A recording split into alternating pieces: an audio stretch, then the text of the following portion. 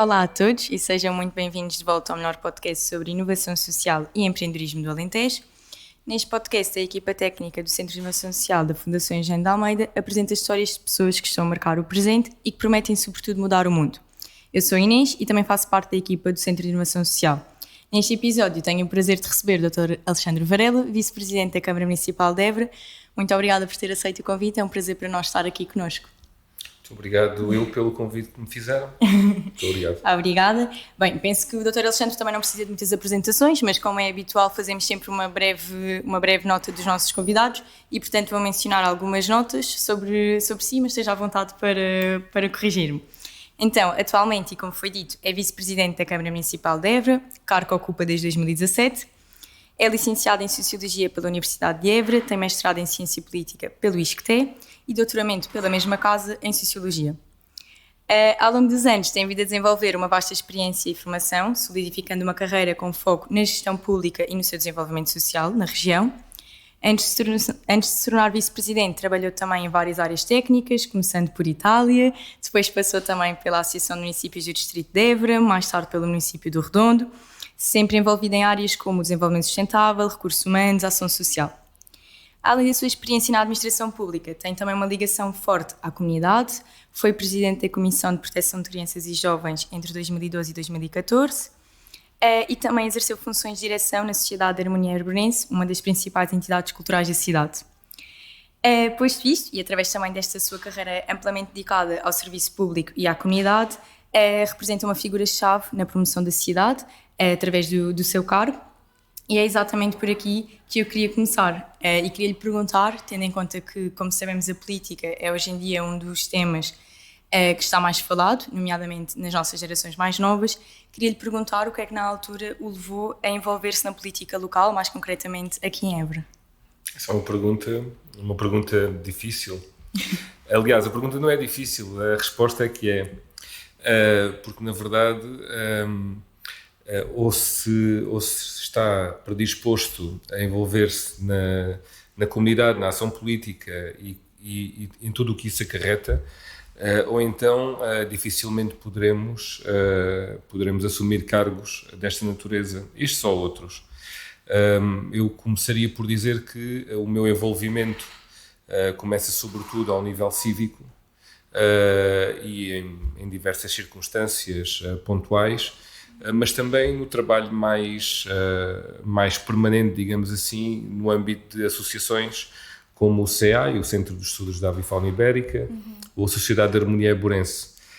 Portanto, são organizações não governamentais, são organizações no âmbito associativo e que desempenham ou desempenharam funções muito importantes, quer ao nível da formação, quer ao nível da sensibilização, mas também da disponibilização e reprodução de modelos culturais, como é o caso da Harmonia Arborense, da Sociedade de Harmonia Arborense, que não só é um local de referência para os jovens, ou pelo menos os jovens que se revêem num determinado modelo cultural, mas também foi e continua a ser um local de referência para bandas, sim, para artistas que hoje, alguns deles com percursos assinaláveis, mas começaram também e passaram pela harmonia.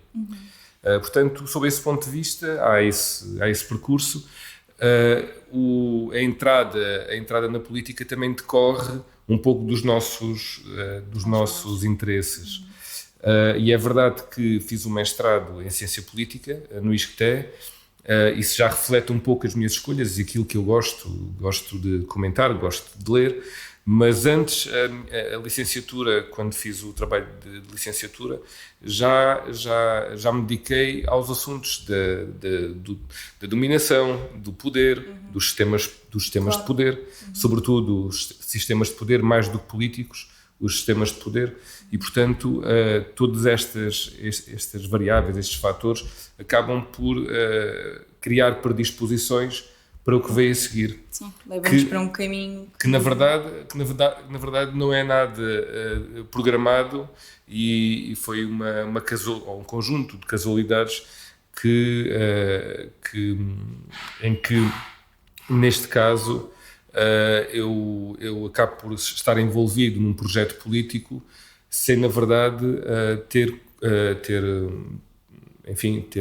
trabalhado nesse sentido. Foi uma casualidade, porque fui convidado pelo Presidente da Câmara neste momento para integrar o gabinete e para ser o chefe do gabinete dele, não tendo eu, nem naquela altura, nem agora, qualquer vínculo com nenhum partido político, embora naturalmente me reveja no projeto autárquico da CDU.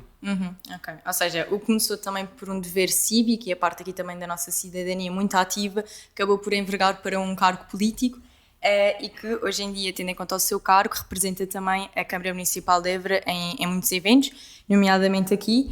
Nós também convidámo-lo porque a Câmara Municipal de Évora é um dos investidores sociais do nosso projeto, do projeto Mais Impacto Social, que basicamente é um projeto com execução de 3 anos, começou este ano e irá até 2027, que tem uma forte dimensão na educação para o empreendedorismo social, que é um dos nossos grandes eixos de trabalho no Centro de Inovação Social, e também de reforço e dinamização do ecossistema, na parte do empreendedorismo social, através de ações de sensibilização, capacitação, de incubação, aqui com projetos sociais novos no SIS, e tendo em conta também este seu papel de representar aqui a Câmara, pergunto também qual é que é a importância da Câmara para ser investidor neste tipo de projetos?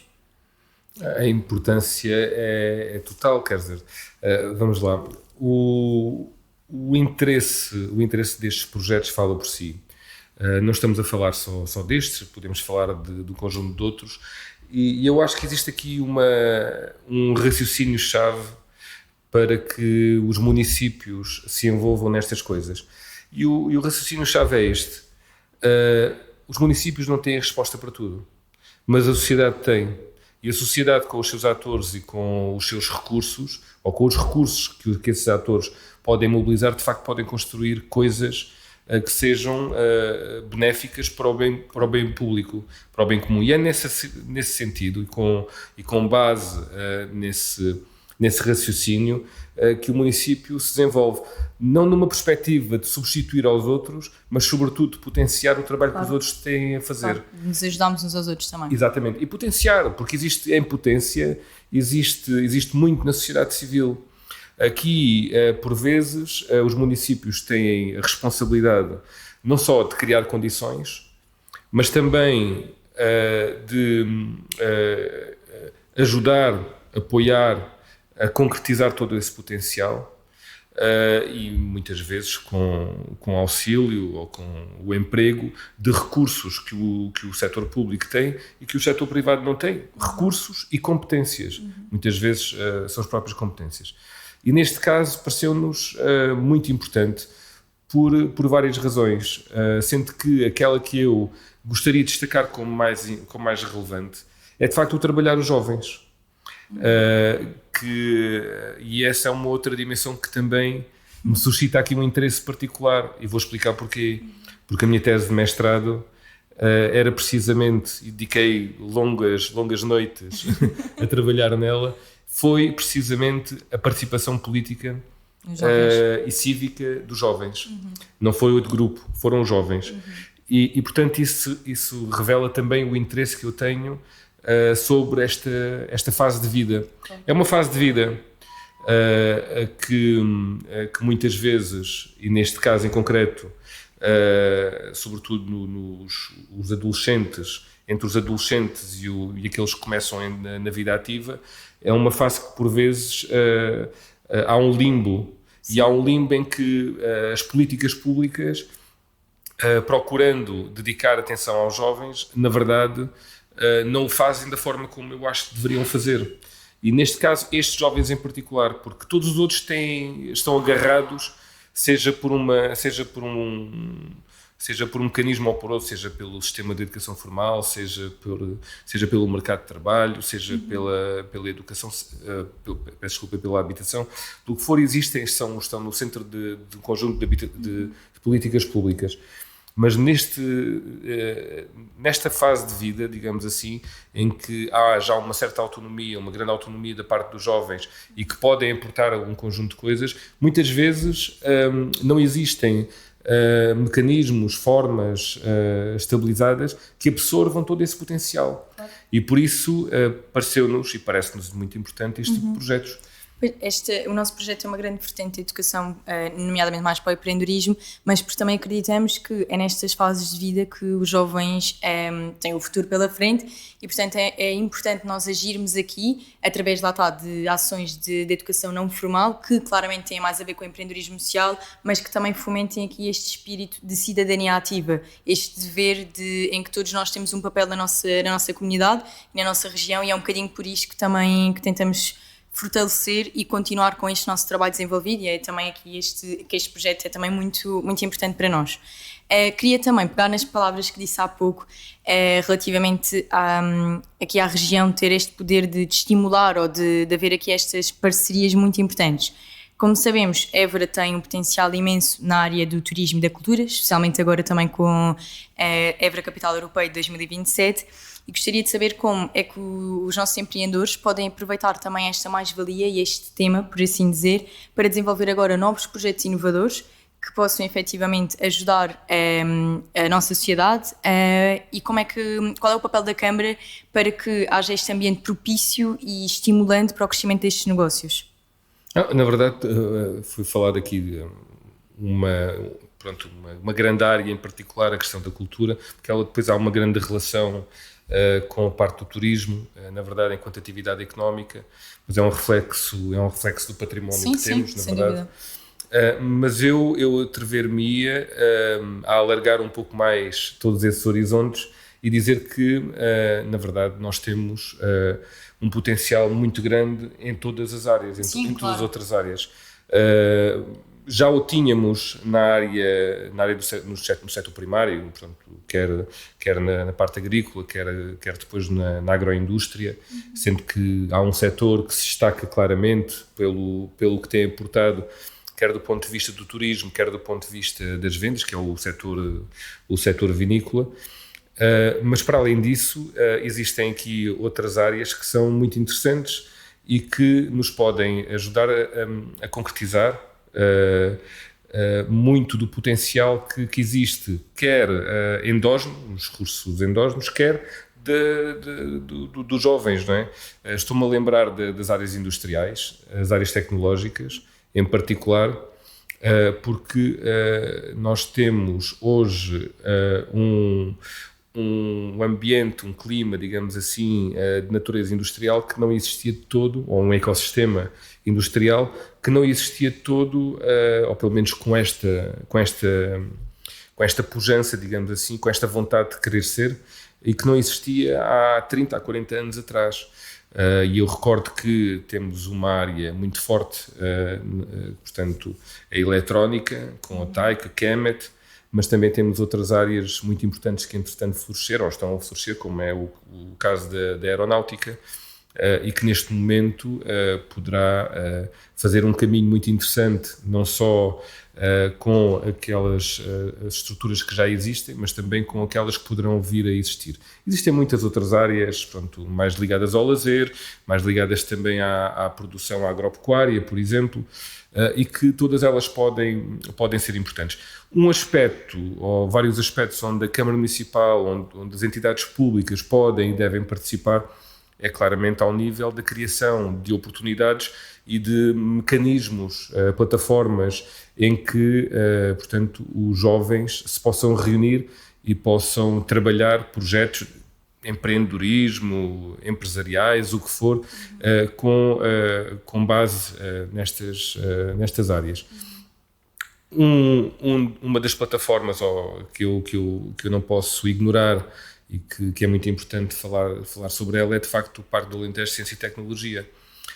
Neste caso, o município ofereceu, portanto, disponibilizou os terrenos, a universidade disponibiliza o conhecimento, as empresas estão aptas ou poderão estar aptas a recebê-lo. E lá está, é mais um exemplo de que, se trabalharmos em sinergia, as coisas funcionam, exatamente.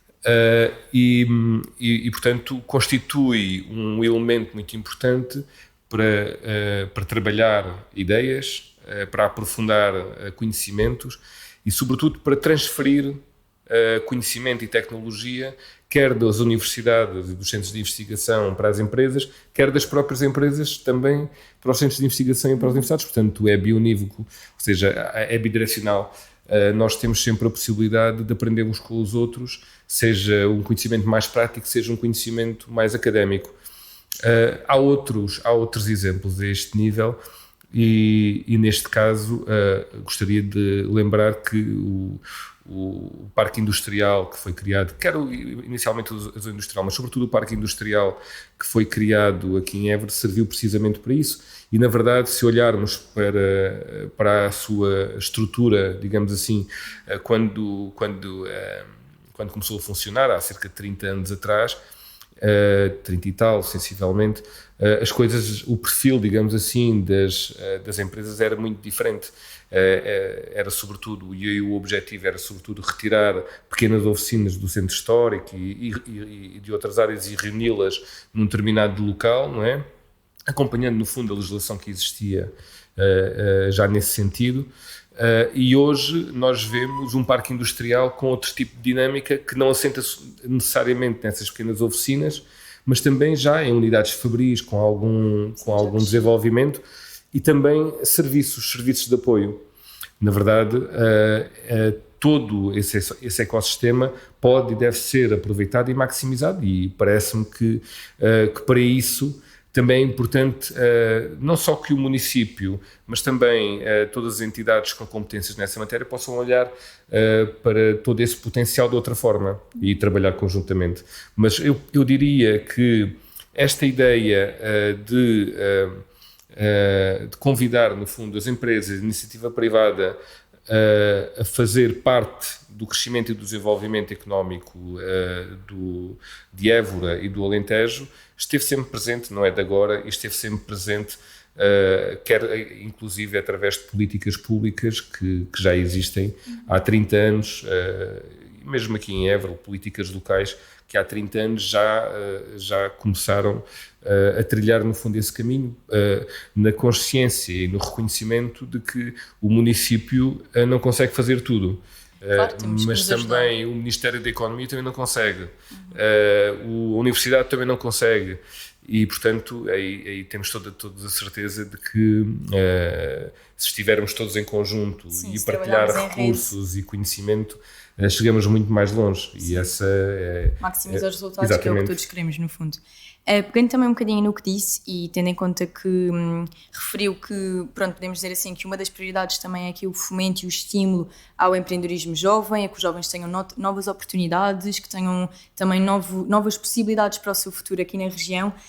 Pergunto, se tendo em conta que a sua experiência também inclui muitas funções no âmbito do desenvolvimento regional e até sustentável, quais é que são as lições que nós podemos também tirar e para aprendermos no futuro ao trabalhar com empreendedores locais, ou seja, como é que estas experiências nos ajudam no futuro a melhorar as nossas políticas públicas para a região?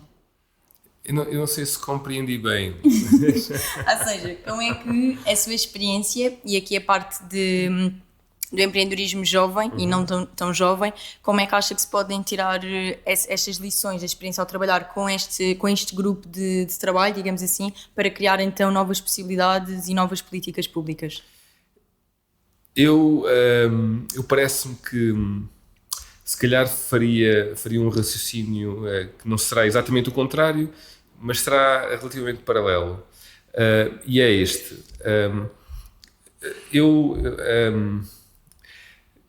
Eu acredito que a experiência é um vetor fundamental em tudo aquilo que fazemos. Mas também acredito que o desejo e a vontade também o é.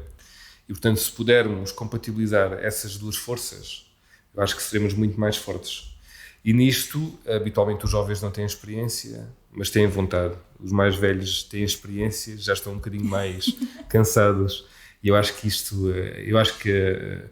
em muitas situações, eu acho que este é um raciocínio e é sobretudo uma metodologia que devemos sempre seguir. E quando digo isto, não digo só em relação ao desenvolvimento social ou ao desenvolvimento económico, digo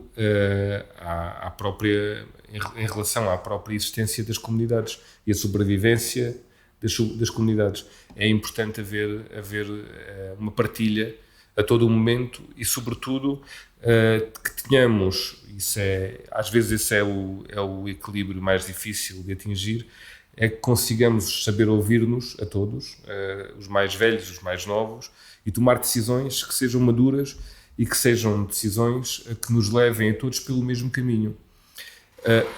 Por vezes é difícil acertarmos no caminho, e se aquele é o caminho exatamente que todos queremos. E essa é uma questão que está sempre presente nas nossas vidas, esteve na dos nossos avós, dos nossos trisavós e vai estar nos nossos netos. Sim. Portanto, essa é uma questão importante. Mas em relação ao desenvolvimento regional, eu tenho a certeza de uma coisa. E esta é uma convicção que é quase inabalável. Évora será tão mais importante e tão mais desenvolvida quanto mais desenvolvido for o Alentejo. E o que é que quero dizer com isto? Quero dizer que eu não espero que Évora, que é a cidade que me viu nascer, que é a cidade onde eu vivo, a cidade que eu escolhi para viver, não é? E que eu amo, eu não quero que Évora seja uma luz, a única luz, digamos assim, numa constelação. Exato. Seja mais uma das luzes. Não, eu quero que Évora cumpra o seu papel, tal como quero que Beja cumpra o seu papel, claro. O Ponte Sor, Arraiolos, todas as cidades do Alentejo. Porque, na verdade, o problema aqui não tem que ver só com Évora, tem que ver com o Alentejo e com o interior do país e com as políticas públicas que afastam jovens, que criam oportunidades melhores no litoral, e não podemos esquecer do processo de litoralização do mundo, não é só de Portugal, mas o processo de litoralização do mundo que afasta as pessoas do interior.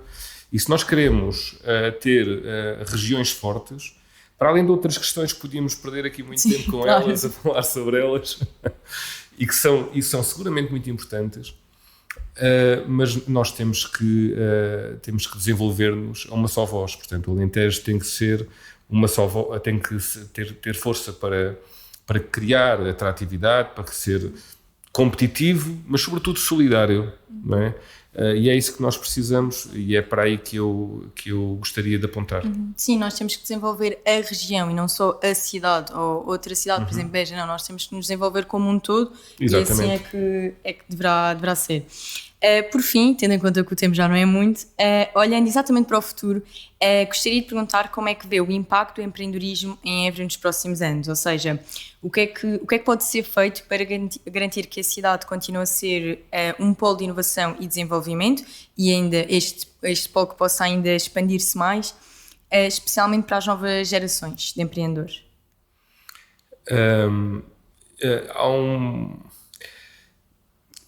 Não é fácil. Não é fácil.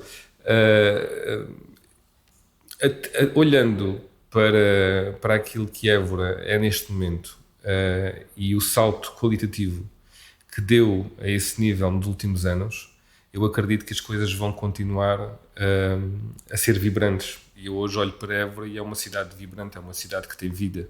Não é uma cidade que esteja abandonada, não é uma cidade que esteja estagnada, é uma cidade que, pelo contrário, criou postos de trabalho, é atrativo para uma quantidade de gente, incluindo alunos internacionais que vêm de muitos outros países que vêm estudar para a Universidade de Évora.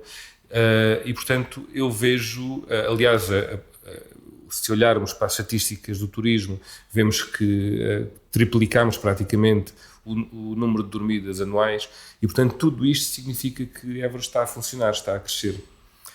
Muito mais população presente, aliás, um indicador disso é precisamente as estradas engarrafadas a determinadas horas. Sim. Isso é um indicador. Aqui a questão fundamental é como é que nós podemos pegar em todo esse potencial e trabalhá-lo no sentido não apenas de aumentar, mas sobretudo de melhorar.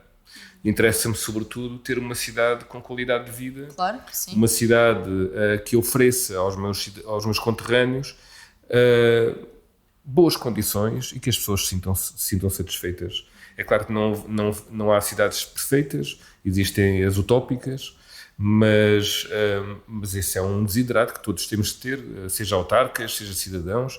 Temos que procurar melhorar o máximo possível. Eu não estou preocupado se Évora vai crescer indefinidamente, não é isso, eu não estou à espera que Évora seja uma megalópole, não é nada disso. Aliás, eu não tenho nenhuma predileção especial por cidades urbanas excessivamente povoadas, ou densamente povoadas. E acho que Évora tem condições para ser uma cidade onde as pessoas possam querer constituir família, possam ter filhos, possam ter empregos e carreiras que sejam estimulantes, e para isso, naturalmente, que as novas gerações são fundamentais, porque não só para a parte da reprodução, digamos assim, mas sobretudo pelas novas ideias. Vamos lá ver, qual é que é a forma que as sociedades têm de se rejuvenescer e de enfrentar novos desafios? É através dos novos membros e das novas experiências que trazem.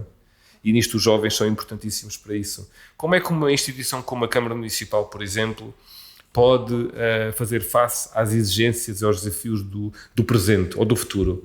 É através do rejuvenescimento dos seus quadros, é ter pessoas novas que trazem novas ideias. E, portanto, não devemos ter medo das novas ideias. E era isso que eu queria dizer também há pouco. Nós temos é que saber acomodá-las, saber respeitá-las e saber implementá-las. Esse é um grande desafio. Claro, sim. Esse é um grande desafio, mas eu acho que é possível. E aqui, não só a Câmara, mas também a Fundação Jean de Almeida e as outras entidades não podem ter medo, não podemos ser atávicos, não podemos ficar presos a dogmas ou paradigmas do passado, mas também não podemos perder de vista alguns princípios e valores que foram os que nos trouxeram até aqui. São os da sociedade iluminista e humanista, e que nos trouxeram até aqui e que fizeram Portugal e de Évora um país e uma cidade perfeitamente integrado naquilo que são os valores gerais, ocidentais, da União Europeia, com respeito pelos jovens, com respeito pelos mais idosos, com respeito também pelos que são diferentes de nós, e temos que ter isso também presente. muito presente, e portanto eu estou confiante que com todos podemos ir muito mais longe, mas de facto não é só de conversa, não é só retórica, porque retórica até eu estou farto. Para finalizar, pergunto ao Dr. Alexandre, qual é o seu maior sonho? Difícil, ir à Lua. Isso é um sonho de estar um bocadinho? Não, por acaso não. Também não vou dizer que é voar, mas pronto. Há vários níveis de sonhos, né? Há de sonhos, de ambições, digamos assim. Eu não sou particularmente dado a essas coisas, porque entendo que a vida tem-me dado tudo aquilo que eu por vezes não pensaria alcançar. E isto porque também não me preocupo muito com planos a longo prazo. Estou aqui e pronto, e vou fazendo as coisas de acordo com o momento, digamos assim. Mas claro que há determinadas metas que eu gostaria de ter, e que não têm que ver comigo necessariamente, têm que ver com a cidade, têm que ver com o país, têm que ver com o mundo também. Okay. Gostava que o mundo, sobretudo, fosse mais justo, mais humanista, e que tivesse também tempo para parar, para pensar, para refletir, e quando digo o mundo, digo as pessoas, todos nós, sobre o que é que estamos aqui a fazer. Acho que isso era o mais importante. Exato. Mais do que os meus sonhos. Muito obrigada, Dr. Alexandre, foi um prazer. Obrigada também por ter aceito o nosso convite. Agradecer também a quem está a ouvir e vemo-nos no próximo episódio. Muito obrigada.